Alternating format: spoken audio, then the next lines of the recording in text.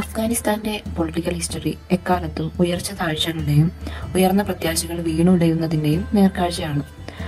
A thousand splendid sons എന്നുള്ള ബുക്കിൽ ഖാലിദ് ഹുസൈനി ഇതെല്ലാം വളരെ മനോഹരമായിട്ട് വരച്ചു കാണിക്കുന്നുണ്ട്. അതിന് അദ്ദേഹം ഉപയോഗിക്കുന്നത് ക്യാരക്ടേഴ്സ് ആയിട്ടുള്ള മറിയം ആൻഡ് ലൈലനാണ്. അവരുടെ പേഴ്സണൽ ലൈഫ്സ് ആ സമയത്ത് നടക്കുന്ന പൊളിറ്റിക്കൽ ട്രാജഡീസിനെയൊക്കെ ശരിക്കും പറഞ്ഞാൽ ഒരു പ്രതിഫലിപ്പിക്കുന്നുണ്ട്. ഈ പൊളിറ്റിക്കൽ ട്രാജഡീസും ആ ഒരു പൊളിറ്റിക്കൽ ഹിസ്റ്ററിയുടെയും ബ്രീഫായിട്ട് അതിനെക്കുറിച്ച് പറയാനാണ് ഞാനിപ്പം ശ്രമിക്കുന്നത്. അപ്പോൾ നിങ്ങൾക്ക് ഈ നോവൽ കേൾക്കുന്നതിന് മുന്നേ അവരുടെ ഒരു പൊളിറ്റിക്കൽ ബാക്ക്ഗ്രൗണ്ടിനെ പറ്റി ഒരു അണ്ടർസ്റ്റാൻഡിങ് ഉണ്ടാകാൻ വേണ്ടിയാണ് ഞാനിങ്ങനെ ചെയ്യുന്നത്. ഈ ഓഡിയോയിൽ ഞാൻ കഥ ഒന്നും പറയുന്നില്ല, ഈ നോവലിന്റെ കഥയൊന്നും പറയുന്നില്ല. ജസ്റ്റ് ഈ നമ്മുടെ ക്യാരക്ടേഴ്സ് ജീവിക്കുന്ന സമയത്ത് അവിടുത്തെ പൊളിറ്റിക്കൽ കണ്ടീഷൻ എങ്ങനെയായിരുന്നു എന്ന് മാത്രമാണ് ഇതിൽ പറയാൻ പോകുന്നത്. 1950 തൊട്ട് 1973 വരെ അഫ്ഗാനിസ്ഥാനിൽ നിലനിന്നിരുന്നത് മൊണാർക്കിയാണ്, രാജ്യഭരണമാണ്. സഹീർ ഷാ എന്ന് പറഞ്ഞിട്ടുള്ള ഒരു കിങ് ആയിരുന്നു ആ സമയത്ത് അവിടെ ഭരിച്ചുകൊണ്ടിരുന്നത്. ആ സമയത്ത് അഫ്ഗാനിസ്ഥാൻ മോസ്റ്റ്ലി സ്റ്റേബിൾ ആയിരുന്നു. അവിടെ സ്ലോ ആയിട്ട് മോഡേണൈസേഷൻ ഒക്കെ നടക്കുന്നുണ്ടായിരുന്നു, പുരോഗതിയൊക്കെ വരുന്നുണ്ടായിരുന്നു സിറ്റീസിൽ. പക്ഷെ റൂറൽ ഏരിയാസ് കൺസർവേറ്റീവായി തന്നെയാണ് തുടർന്നിരുന്നത്. ആ സമയത്ത് അവിടുത്തെ സ്ത്രീകൾക്ക് സ്കൂളിലൊക്കെ പോകാമായിരുന്നു. അവിടെ റെസ്ട്രിക്ഷൻസ് ഒന്നും ഇല്ലായിരുന്നു. അർബൻ വിമന്, നഗരത്തിൽ താമസിക്കുന്ന പെണ്ണുങ്ങൾക്ക്. റൂറൽ വിമന്റെ കാര്യത്തിൽ അപ്പോഴും സ്ട്രിക്റ്റ് പാട്രിയാർക്കി ആയിരുന്നു ഫോളോ ചെയ്യപ്പെട്ടിരുന്നത്. അവർക്ക് ഏർലി മാരേജസ് ഉണ്ടായിരുന്നു, അവരുടെ സഞ്ചാര സ്വാതന്ത്ര്യമൊക്കെ ലിമിറ്റഡ് ആയിരുന്നു. പക്ഷെ എന്നാലും അവർക്ക് അങ്ങനെ താലിബാൻ റൂളിന്റെ കീഴിലുള്ള പോലെ full face to leg cover ചെയ്യുന്ന ബുക്ക് അങ്ങനെ ഇടണമെന്നൊന്നും ഇല്ല. അവർക്ക് മൊബിലിറ്റി ഉണ്ടായിരുന്നു, പുറത്തൊക്കെ ഇറങ്ങാം, പക്ഷെ ദൂരേക്കൊന്നും പോകരുത്. അങ്ങനെയുള്ള പാട്രിയാർക്കിയിലുള്ള ബുദ്ധിമുട്ടുകൾ അവർക്ക് അപ്പോഴും ഉണ്ടായിരുന്നു. അർബൻ വിമൻ ആണെങ്കിൽ വർക്ക് ചെയ്യാം, അവർ ടീച്ചേഴ്സായിട്ടും നഴ്സസായിട്ടും ഗവൺമെന്റ് ജോബ്സും ഒക്കെ ഹോൾഡ് ചെയ്യുന്ന അർബൻ വിമൻ ഉണ്ടായിരുന്നു. ആ സമയത്ത് മോഡേൺ ക്ലോത്ത്സ് ഇടുന്നവരുണ്ടായിരുന്നു, സ്കേർട്ട്, ഹെഡ് സ്കാർഫ്സ് ഒന്നും ധരിക്കാതെ നടക്കാൻ പറ്റുമായിരുന്നു അവർക്ക് അവരുടെ ചോയ്സ് ആയിരുന്നു അത്. ഇങ്ങനത്തെ ഒരു സിറ്റുവേഷൻ ആയിരുന്നു അവിടെ മൊണാർക്കിയുടെ കീഴിലുണ്ടായിരുന്നത് ഫസ്റ്റ്. പിന്നെ അതിനുശേഷം ഒരു 1973 വരെ മൊണാർക്കി കഴിഞ്ഞതിന് ശേഷം അഫ്ഗാനിസ്ഥാനിലെ ദാവൂദ് ഖാൻ എന്ന് പറഞ്ഞ വ്യക്തിയാണ് കിങ്ങിനെ ഓവർത്രോ ചെയ്യുന്നത്. ആ സമയത്ത് കിങ്ങിനെ ഓവർത്രോ ചെയ്തിട്ട് ഭരണം പിടിച്ചെടുക്കും. അദ്ദേഹം അഫ്ഗാനിസ്ഥാനെ ഒരു റിപ്പബ്ലിക്കായി പ്രഖ്യാപിക്കും. ആ സമയത്ത് മോഡേണൈസേഷൻ വർദ്ധിക്കും. മൊണാർക്കിയുടെ സമയത്ത് ചെറിയ രീതിയിൽ വന്നിരുന്ന പുരോഗതി ഈ സമയമാകുമ്പോൾ, ദാവൂദ് ഖാന്റെ സമയമാകുമ്പോൾ അതിന്റെ വേഗം കൂടും. അപ്പോൾ വിമന്റെ സിറ്റുവേഷൻ ആ സമയത്ത് എങ്ങനെയായിരുന്നു പറഞ്ഞാൽ, സിറ്റീസിലെ വിമൻ ആണെങ്കിൽ അവർക്ക് പിന്നെയും ഒരുപാട് റൈറ്റ്സ് കിട്ടി. മൊണാർക്കിയുടെ സമയത്തേക്കാളും കൂടുതൽ റൈറ്റ്സ് കിട്ടി, കൂടുതൽ എഡ്യൂക്കേഷൻ കിട്ടി, അവർക്ക് കൂടുതൽ വിസിബിലിറ്റി, പബ്ലിക് ലൈഫിലൊക്കെ കൂടുതൽ വിസിബിലിറ്റി കിട്ടി. പക്ഷെ എന്നാലും കാബൂളും, അതായത് കാബൂളാണ് അവരുടെ ക്യാപിറ്റൽ, കാബൂളും കൺട്രി സൈഡ് റൂറൽ ഏരിയയും തമ്മിൽ ഒരു ഗ്യാപ്പ് ഉണ്ടായിരുന്നു. പക്ഷെ കുറച്ച് ബെറ്റർ ആയിട്ടുണ്ടായിരുന്നു. അതിനുശേഷം 73 റിപ്പബ്ലിക്കായിട്ട് പ്രഖ്യാപിച്ചെങ്കിലും 1978 ആയപ്പോൾ ഒരു കമ്മ്യൂണിസ്റ്റ് ലഹള നടന്നിട്ട് അവിടെ അട്ടിമറിക്കപ്പെട്ടു. നമ്മുടെ ദാവൂദ് ഖാൻ അട്ടിമറിക്കപ്പെട്ടു. കമ്മ്യൂണിസ്റ്റ് ലഹളയിലൂടെ കമ്മ്യൂണിസ്റ്റുകാരെ ഓവർത്രോ ചെയ്തു. ആ റവല്യൂഷനാണ് സൗർ റവല്യൂഷൻ എന്ന് പറയുന്നത്. കമ്മ്യൂണിസ്റ്റുകാർ ടേക്ക് ഓവർ ചെയ്തതിനു ശേഷം അവിടെ പിന്നെ നല്ല രീതിയിലുള്ള റിഫോംസ് നടന്നു. ഒത്തിരി ഭരണ പരിഷ്കാരങ്ങൾ വന്നു. ലാൻഡിന്റെ കാര്യത്തിലാണെങ്കിലും ഭൂപരിഷ്കരണമൊക്കെ അവിടെ വന്നു, നമ്മുടെ ഇവിടെ നടത്തിയതുപോലെ. അപ്പോൾ ഒത്തിരി ലാൻഡ് കൈയടക്കി നിന്നിരുന്ന ജന്മികളുടെ കയ്യിൽ നിന്നൊക്കെ അത് വീതിക്കപ്പെട്ടു ബാക്കിയുള്ളവർക്ക്. അതുപോലെ ലിറ്ററസി കൂടി, വിമൻസ് റൈറ്റ്സ് വീണ്ടും കൂടി. അതുപോലെ ആ സമയത്ത് ഇപ്പോൾ ഒരു കമ്മ്യൂണിസ്റ്റ് ഗവൺമെന്റ് വന്നതുകൊണ്ട് തന്നെ അഫ്ഗാനിസ്ഥാന്റെ റെസിസ്റ്റൻസും തുടങ്ങി. ഈ കാര്യങ്ങൾക്കെതിരെ ഒക്കെയുള്ള റെസിസ്റ്റൻസ് തുടങ്ങി. പക്ഷെ എന്നാലും അവിടെ കമ്മ്യൂണിസ്റ്റ് ഭരണമായിരുന്നെങ്കിലും ചെറിയ രീതിയിൽ റെസിസ്റ്റൻസ് ഫോഴ്സസ് ഒക്കെ ഉണ്ടായി. വുമന്റെ സിറ്റുവേഷൻ ആണെങ്കിൽ ആ സമയത്ത് ഒഫീഷ്യലായിട്ട് തന്നെ ഈക്വൽ റൈറ്റ്സ് ഉണ്ട് എന്നുള്ളത് ലോയിൽ എഴുതി വെക്കപ്പെട്ട ഒരു സമയമാണ് കമ്മ്യൂണിസ്റ്റ് ഭരണത്തിന്റെ സമയം. അവർക്ക് ഈക്വൽ റൈറ്റ്സ് ഉണ്ടെന്ന് നിയമപരമായി തന്നെ ഈക്വൽ റൈറ്റ്സ് എന്നുള്ള കാര്യം ആദ്യമായിട്ട് അവിടെ എഴുതി വെക്കപ്പെട്ടു. സ്കൂളിലേക്ക് നിർബന്ധിതമായിട്ട് സ്കൂളിൽ പോകണം എന്നുള്ളത് തന്നെ, വിമൻ സ്കൂളിലേക്ക് പോകണം എന്നുള്ളത് തന്നെ പറഞ്ഞു അവര്. അതുപോലെ അവരെ വർക്ക് ചെയ്യാൻ അനുവദിക്കുക മാത്രമല്ല, വർക്ക് ചെയ്യാൻ എൻകറേജ് ചെയ്യപ്പെട്ടു വിമൻ. അപ്പൊ റിയാലിറ്റി ശരിക്കും എന്താ സംഭവിച്ചതെന്ന് വെച്ചാൽ, ഈ റിഫോംസ് പെട്ടെന്നുള്ള ഒരു ചേഞ്ച് പോലെയാണ് അവർക്ക് തോന്നി. ഇതൊക്കെ ഒന്ന് അടിച്ചേൽപ്പിക്കുന്ന പോലെ തോന്നി, അവരുടെ കൾച്ചറിനെ മാറ്റുന്ന പോലെയൊക്കെ ചില ഫോഴ്സസിന്, ചില ഗ്രൂപ്പ്സിനൊക്കെ അങ്ങനെ തോന്നി. അതുകൊണ്ട് തന്നെ കൺസർവേറ്റീവ് ആയിട്ടുള്ള ഏരിയയിൽ നിന്ന് അവർക്ക് ഒത്തിരി തിരിച്ചടികളൊക്കെ നേരിടേണ്ടി വന്നു. അതുപോലെ വയലൻസും തുടങ്ങി. പിന്നെ ഒരു 79 വയലൻസ്, റെസിസ്റ്റൻസ് ഒക്കെ തുടങ്ങി, ചെറിയ രീതിയിൽ വയലൻസ് ഒക്കെ തുടങ്ങി. ഒരു 79-89, അതായത് 1979 to 89 ആ സമയമായപ്പോൾ സോവിയറ്റ് ഇൻവേഷൻ, സോവിയറ്റ് റഷ്യ അഫ്ഗാനിസ്ഥാനെ ഈ റെസിസ്റ്റൻസ് ഒക്കെ നമ്മുടെ അഫ്ഗാനിസ്ഥാനുള്ളിൽ തന്നെയുള്ള ഈ വയലൻസും ഒക്കെ നടക്കുന്ന സമയത്ത് Soviet army, Russian army Afghanistan പിടിച്ചടക്കി.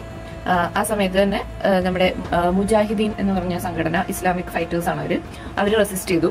അങ്ങനെ പിന്നെ അതൊരു ബ്രൂട്ടൽ വാറായി. ആ സമയം 1979 to 89 ഒരു വർഷം നല്ല രീതിയിൽ വാർ നടന്നു. സോവിയറ്റ് റഷ്യൻ ആർമി പിടിച്ചടക്കിയ റഷ്യൻ ആർമിയും അതുപോലെ മുജാഹിദീനുമായിട്ടും നല്ല വാറും റെസിസ്റ്റൻസും ഭയങ്കര കലുഷിതമായ അന്തരീക്ഷമായിരുന്നു ആ സമയത്ത് വിമന്റെ സിറ്റുവേഷൻ ആണെങ്കിൽ സിറ്റീസിലാണെങ്കിൽ അവർക്ക് റൈറ്റ്സ് ഉണ്ടായിരുന്നു, കുറച്ചൊക്കെ അവർക്ക് റൈറ്റ്സ് ഉണ്ടായിരുന്നു. കാരണം കമ്മ്യൂണിസ്റ്റ് ഗവൺമെന്റ് ആണ് അപ്പോഴും അവിടെ ഭരിക്കുന്നത്. മുജാഹിദീൻസ് ഫൈറ്റ് ചെയ്യുന്നുണ്ടെങ്കിലും ഗവൺമെന്റ് അവിടെ കമ്മ്യൂണിസ്റ്റ് തന്നെയാണ്. അതുപോലെ എഡ്യൂക്കേഷൻ ഉണ്ട്, അതുപോലെ ജോബ്സ് ഉണ്ട്, അപ്പോഴും വിമന് ഉണ്ട്, റൈറ്റ്സ് കണ്ടിന്യൂ ചെയ്ത് പോകുന്നുണ്ട്. പക്ഷേ കൺട്രി സൈഡ്, റൂറൽ സൈഡിൽ എന്ത് പറ്റുമെന്ന് വെച്ചാൽ മുജാഹിദീൻസ് വളരെ സ്ട്രിക്റ്റ് ആയിട്ടുള്ള കോഡ്സ് ഒക്കെ വിമന്റെ മേലെ അടിച്ചേൽപ്പിക്കും. സ്കൂൾസ് അടയ്ക്കും, അതുപോലെ തട്ടമിടണം, മുഖം മറയ്ക്കണം എന്നുള്ളത്, തല മറയ്ക്കണം എന്നുള്ളത് നിർബന്ധമാക്കും കൺട്രി സൈഡിൽ. പക്ഷെ അർബൻ ഏരിയ, സിറ്റീസ് ഒക്കെ അപ്പോഴും പഴയ പോലെ തന്നെ തുടർന്നു. 1992 ആയപ്പോൾ എന്ത് പറ്റിയെന്ന് വെച്ചാൽ കമ്മ്യൂണിസ്റ്റുകൾ വീണു. അതുവരെ ഈ റെസിസ്റ്റൻസും അശാന്തിയൊക്കെ നിലനിന്നു. ബട്ട് 92 ആയപ്പോൾ എന്ത് പറ്റിയെന്ന് വെച്ചാൽ അതുവരെ സിറ്റീസ് അത്ര അഫക്ട് ചെയ്യപ്പെട്ടിരുന്നില്ല. ഈ മുജാഹിദീന്റെ ഒരു കൺസർവേറ്റീവ്നെസ് അവരെ ബാധിച്ചിരുന്നില്ല. പക്ഷെ 1992 ആയപ്പോൾ കമ്മ്യൂണിസ്റ്റുകൾ വീണ് കഴിഞ്ഞപ്പോൾ മുജാഹിദീനാണ് കാബൂൾ, അവരുടെ മെയിൻ സിറ്റി ആയിട്ടുള്ള ക്യാപിറ്റൽ സിറ്റി കാബൂൾ പിടിച്ചടക്കി കഴിയുമ്പോൾ പിന്നെ എന്ത് പറ്റുമെന്ന് വെച്ചാൽ വിമന്റെ ഒരു ഡൗൺഫാൾ അവിടെ നിന്നാണ് തുടങ്ങുന്നത്. അവര് മുജാഹിദീൻ ഫാക്ഷൻസ്, കുറെ അഫ്ഗാനിസ്ഥാൻ എന്ന് പറഞ്ഞാൽ ഒരുപാട് ട്രൈബ്സ് ഉണ്ട്. അപ്പോൾ ഡിഫറെന്റ് പ്രാക്ടീസസ് ഫോളോ ചെയ്യുന്ന ഒരുപാട് ട്രൈബ്സ് ഉണ്ട് അവിടെ. അപ്പോൾ ഒരു ഫാക്ഷൻ അവിടെ ഗവൺമെന്റ് ഉണ്ടാക്കാനായിട്ട് അവര് ട്രൈ ചെയ്തു. പക്ഷെ എന്ത് പറ്റിയെന്ന് വെച്ചാൽ ഐഡിയോളജിക്കലായിട്ട് ഈ ട്രൈബൽ ഗ്രൂപ്പ്സിന്റെ ഇടയിൽ തന്നെ ഒരുപാട് ശത്രുതയും അതുപോലെ അഭിപ്രായ വ്യത്യാസങ്ങളും, പിന്നെ അവരുടെ എത്തിനിസിറ്റി പരമായിട്ടുള്ള വൈരാഗ്യങ്ങളുണ്ട്. അപ്പം അതൊക്കെ ഉള്ളത് കൊണ്ട് തന്നെ അവിടെ ഒരു ഗവൺമെന്റ് ഉണ്ടാക്കാൻ ട്രൈ ചെയ്യുന്നുണ്ടെങ്കിലും അത് വളരെ ഡിഫിക്കൽട്ടായി തുടർന്നു. അപ്പോൾ വിമന്റെ സിറ്റുവേഷൻ എന്താന്ന് വെച്ചാൽ കമ്മ്യൂണിസ്റ്റുകാരും മുജാഹിദീനും തമ്മിലുള്ള വാറിന്റെ സമയത്ത് ഭയങ്കര അശാന്തിയും കാര്യങ്ങളൊക്കെ ആയിരുന്നു. പിന്നെ കമ്മ്യൂണിസ്റ്റുകാർ റിഫോംസ് അവരുടെ റൂൾസ് വയലേറ്റ് ചെയ്യുന്നവരൊക്കെ ശിക്ഷിച്ചിരുന്നു. അപ്പോൾ കമ്മ്യൂണിസ്റ്റുകാർ പോകുമ്പോൾ അല്ലെങ്കിൽ ഈ റെസിസ്റ്റൻസും ഭരണത്തിനെതിരെയുള്ള റെസിസ്റ്റൻസ് മാറി മുജാഹിദീൻ ഇത് ഏറ്റെടുക്കുമ്പോൾ കുറച്ച് എല്ലാം സ്റ്റേബിൾ ആവുന്നതാണ് അവിടെയുള്ള ആൾക്കാർ വിചാരിച്ചിരുന്നത്. അതുപോലെ റഷ്യ അല്ല, അപ്പോൾ സോവിയറ്റ് യൂണിയനാണ്. സോവിയറ്റ് ആർമി ഒക്യുപ്പൈ ചെയ്തു. അപ്പൊ അവരൊരു ഇൻവേഷൻ ആണ്. അപ്പൊ ഇൻവേഡ് ചെയ്താൽ അവർ പോയി കഴിയുമ്പോൾ മുജാഹിദീൻ ടേക്ക് ഓവർ ചെയ്യുമ്പോൾ കുറച്ച് സ്റ്റേബിൾ ആവും, നല്ല കാലം വരും എന്നായിരുന്നു ഏറ്റെടുത്ത സമയത്ത് എല്ലാവരും വിചാരിച്ചു. കാരണം പെട്ടെന്ന് തന്നെ അതുവരെ സ്ട്രേ റോക്കറ്റ്സ് ഒക്കെ വന്ന് ഏതെങ്കിലും വീട്ടിൽ പതിക്കാം, ആൾക്കാർ മരിക്കാം, അതുപോലെ ബുള്ളറ്റ്സ് മിസ്ഫയർ ചെയ്യാം, അങ്ങനെ എല്ലാ ഫൈറ്റ്സ് ആണ് ഓൾ ഓവർ. അപ്പോൾ ഒരുപാട് സാധാരണക്കാരായ ജനങ്ങളൊക്കെ മരിച്ചു വീണുകൊണ്ടിരിക്കുകയായിരുന്നു. അവർക്ക് മെയിൻ ആയിട്ട് അവരുടെ ആവശ്യം ഇതൊക്കെ ഒന്ന് സ്റ്റോപ്പ് ആവണം എന്നുള്ളതായിരുന്നു. അപ്പൊ മുജാഹിദീൻസ് ടേക്ക് ഓവർ ചെയ്ത് സോവിയറ്റ്സ് ലീവ് ചെയ്തപ്പോൾ അവരങ്ങനെ വിചാരിച്ചു എല്ലാം ശരിയായി എന്ന് വിചാരിച്ചെങ്കിലും എന്ത് പറ്റിയെന്ന് വെച്ചാൽ ഈ ഫാക്ഷൻസ് കുറെ ഫാക്ഷൻസ് ഉണ്ട് മുജാഹിദീൻ തന്നെ, ട്രൈബൽ ഗ്രൂപ്പ്സ് ഉണ്ട്. അപ്പോൾ ചില ലീഡേഴ്സിനാണെങ്കിൽ വിമൻ സ്കൂളിൽ പൊക്കോട്ടെ എന്നാണ്. പക്ഷെ അവർക്ക് ബാക്കിയുള്ളവർക്കാണെങ്കിൽ ഇസ്ലാമിക് കോഡ്സ് സ്ട്രിക്റ്റ് ആയിട്ട് ഫോളോ ചെയ്യണം എന്നുള്ളതാണ് അവരുടെ. അതുകൊണ്ട് ചില ഗ്രൂപ്പ്സ് സ്കൂളിൽ പോകുന്നതിനെ എതിർത്തു. അപ്പോൾ എന്നാലും ചിലരൊക്കെ പോയിരുന്നു. പക്ഷെ എന്താന്ന് വെച്ചാൽ പോകുമ്പോൾ അപകടം സംഭവിക്കാം. അതുകൊണ്ട് മിക്കവരും അങ്ങനെ വിമൻ സ്കൂളിൽ പോകുന്നത് ഭാഗികമായി നിന്നു എന്ന് തന്നെ പറയാം. അതുപോലെ വിമൻ പുറത്തിറങ്ങുമ്പോഴുള്ള ഒരു ടെൻഷൻ, അവർക്കിപ്പം ഈ ഒരു എന്തെങ്കിലും സംഭവിക്കുമോ എന്നുള്ള ഒരു പേടി, ആരും സ്ട്രിക്റ്റ് ആയിട്ടൊന്നും പറഞ്ഞിട്ടില്ലെങ്കിൽ പോലും വിമൻ ഒതുങ്ങിക്കൂടാൻ തുടങ്ങി. 1992 തൊട്ട് 96 വരെയുള്ള കാലഘട്ടത്തിൽ മുജാഹിദീന്റെ ഒരു സിവിൽ വാർ ആയിരുന്നു. അതായത് മുജാഹിദീൻ, ഞാൻ പറഞ്ഞ പോലെ അവിടെ ഒത്തിരി ട്രൈബൽ ഗ്രൂപ്പ്സ് ഉണ്ട് മുജാഹിദീൻ. അപ്പം അവരുടെ ഇടയിലുള്ള ഫൈറ്റ്സ് അവരെല്ലാം ഹെവിലി ആംഡ് ആയിരുന്നു. എല്ലാവരുടെ കയ്യിലും റോക്കറ്റ് നമ്മുടെ ഗ്രനേഡ്സും അതുപോലെ ഫൈറ്റ് ചെയ്യാനുള്ള കാര്യങ്ങളും എല്ലാം ഉണ്ടായിരുന്നു, റോക്കറ്റ്സും എല്ലാം ഉണ്ടായിരുന്നു. അപ്പം അങ്ങനെയുള്ള ഫൈറ്റ്സ് നടന്നിട്ട് കാബൂൾ ആകെ ഡിസ്ട്രോയ് ചെയ്യപ്പെട്ടു. അവരുടെ ക്യാപിറ്റൽ സിറ്റി, മനോഹരമായ ക്യാപിറ്റൽ സിറ്റി, പ്രോഗ്രസീവ് ആയിട്ടുണ്ടായിരുന്ന ഡെവലപ്ഡ് ആയിട്ടുണ്ടായിരുന്ന കാബൂൾ ഡിസ്ട്രോയ് ചെയ്യപ്പെട്ടത് ഈ സമയത്താണ്. അതൊരു യുദ്ധക്കളമായി ഏറ്റവും വേഴ്സ്റ്റ് ആയിട്ടുള്ള ടൈമായിരുന്നു അത്, 92 തൊട്ട് 96 വരെ. ആ സമയത്ത് വിമന്റെ സിറ്റുവേഷൻ എന്ന് പറഞ്ഞാൽ എക്സ്ട്രീംലി ഡേഞ്ചറസ് ആയിരുന്നു. എല്ലാവരുടെയും സിറ്റുവേഷൻ എക്സ്ട്രീംലി ഡേഞ്ചറസ് ആയിരുന്നു, പ്രത്യേകിച്ച് വിമന്റെ. റേപ്പ് ഒരു വെപ്പൺ പോലെയാണ് യൂസ് ചെയ്തിരുന്നത്. അതായത് ഒരു ട്രൈബ് വന്നിട്ട് ബാക്കി ട്രൈബ്സ് താമസിക്കുന്ന വേറൊരു ട്രൈബിന്റെ പോപ്പുലേറ്റഡ് ആയിട്ടുള്ള ഏരിയയിൽ വന്നിട്ട് അവിടുത്തെ ആണുങ്ങളെ കൊന്ന് പെണ്ണുങ്ങളെ റേപ്പ് ചെയ്യുക, ഒരു വെപ്പൺ പോലെയാണ് അവരത് യൂസ് ചെയ്തിരുന്നത്. അതുപോലെ കിഡ്നാപ്പിംഗ് ഒക്കെ വളരെ കോമൺ ആയിട്ട് നടന്നു. ഒത്തിരി വിമൻ വിഡോ ആയി. അതുപോലെ സ്കൂൾസ് അടയ്ക്കപ്പെട്ടു.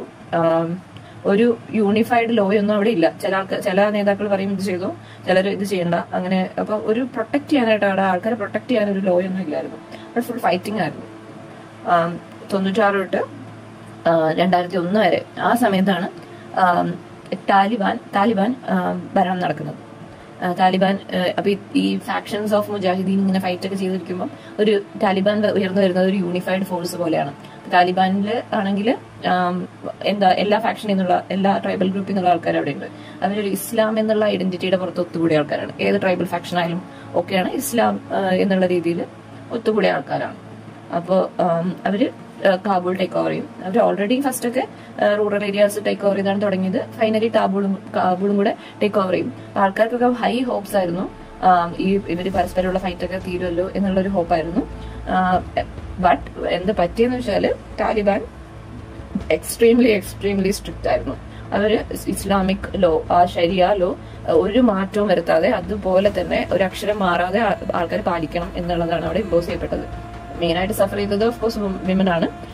അപ്പൊ അവർക്ക് ഒരു കാരണവശാലും സ്കൂളിൽ പോകാൻ പറ്റില്ല. ഈ പീരീഡിനെയാണ് darkest period for Afghan women എന്ന് പറയപ്പെടുന്നത്. അപ്പം അവർക്ക് സ്കൂൾ അറ്റൻഡ് ചെയ്യാൻ പറ്റില്ല, അതുപോലെ വർക്ക് ചെയ്യാൻ പറ്റില്ല. സ്ട്രിക്ട്ലി ബാൻഡ് ആണ്. ലൈക്ക് ഇപ്പൊ മെയിൽ കമ്പാനിയൻ ഇല്ലാതെ പുറത്തു പോകാൻ പറ്റില്ല. അങ്ങനെ പുറത്ത് ഓരോ പോസ്റ്റ് ഉണ്ടാവും ഇടയ്ക്കിടയ്ക്ക്. അതിന് ഇങ്ങനെ മെയിൽ കമ്പാനിയൻ ഇല്ലാതെ വരുന്ന കണ്ടാൽ അവരെ ചാട്ടവാർ കൊണ്ട് അടിക്കും, മെയിൽ മൊത്തം അടിച്ച് ചോര പൊടിയും, അതുപോലെയാവും, തിരിച്ചുവിടും.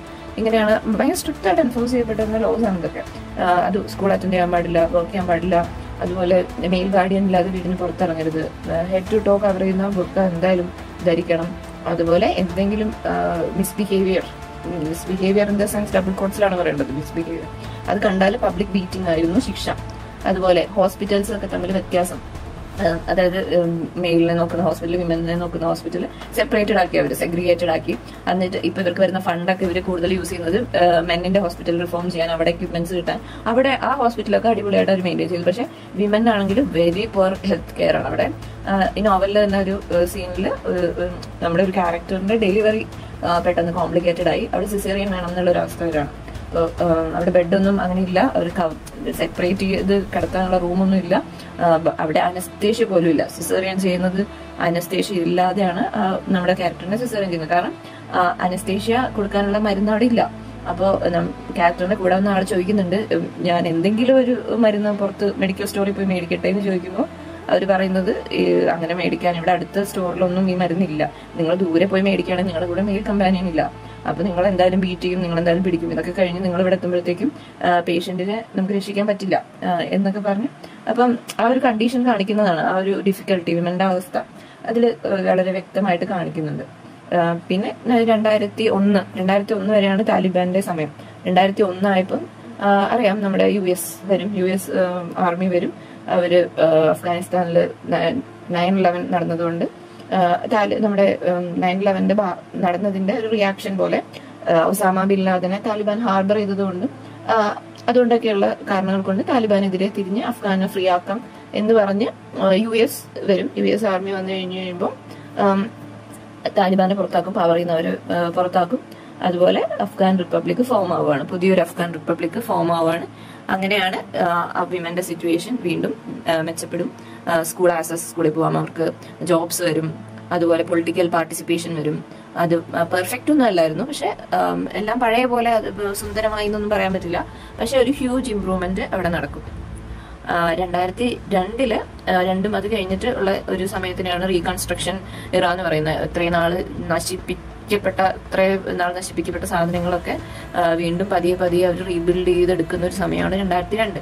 ഒരു ന്യൂ കോൺസ്റ്റിറ്റ്യൂഷൻ വരും, ഫോറിൻ എയ്ഡ്സ് വരും ഹെൽപ്പ് ചെയ്യാനായിട്ട്. റീബിൽഡിംഗ് പ്രോസസ്സിൽ തകർക്കപ്പെട്ട സ്കൂൾസ് ഒക്കെ ഒത്തിരി തകർക്കപ്പെട്ടു, അതൊക്കെ റീബിൽഡ് ചെയ്ത് കൊണ്ടുവരും. ഡെമോക്രസി വരാനായിട്ടുള്ള എഫേർട്സ് ഒക്കെ സ്റ്റാർട്ട് ചെയ്യുമ്പോൾ 2002 ഇതായിരുന്നു ഒരു 1970 ശേഷമുള്ള ഒരു മേജർ കംബാക്ക് എന്ന് പറഞ്ഞാൽ ഈ സമയമായിരുന്നു. പുറത്ത് പോയി കഴിഞ്ഞ് പുറത്തേക്ക് പലായനം ചെയ്ത ആൾക്കാർ തിരിച്ചു വരുമായിരുന്നു. ഫീമെയിൽ സ്റ്റുഡൻസ് ഒക്കെ തിരിച്ചു വന്നു. വിമനെ പാർലമെന്റിൽ വരെ വിമനെ റെപ്രസെന്റേഷൻ വന്നു. TV, റേഡിയോയിലൊക്കെ വിമൻ റെപ്രസെന്റേഷൻ വന്നു. NGOs, ഒരുപാട് NGOs വിമനെ സപ്പോർട്ട് ചെയ്ത് ഷെൽട്ടേഴ്സ് സപ്പോർട്ടിന് വേണ്ടി വിമൻ ഷെൽട്ടേഴ്സും വിമൻസ് റൈറ്റ്സും ഒക്കെ റീസ്റ്റോർ ചെയ്യപ്പെട്ട് പുതിയതും കൊണ്ടുവന്നു. അങ്ങനെ അതാണ് 2002 ശേഷമുള്ള കാര്യം. ഇതുവരെയാണ് നമ്മുടെ നോവലുള്ളത്. നിങ്ങൾക്കറിയാം ഇപ്പൊ എന്താണ് അവിടെ സംഭവിച്ചിട്ടുള്ളത്. അപ്പോൾ നമ്മുടെ നോവൽ ബേസ്ഡ് ആയിട്ടുള്ള ഒരു പൊളിറ്റിക്കൽ ഹിസ്റ്ററി ഇത്രയാണുള്ളത്.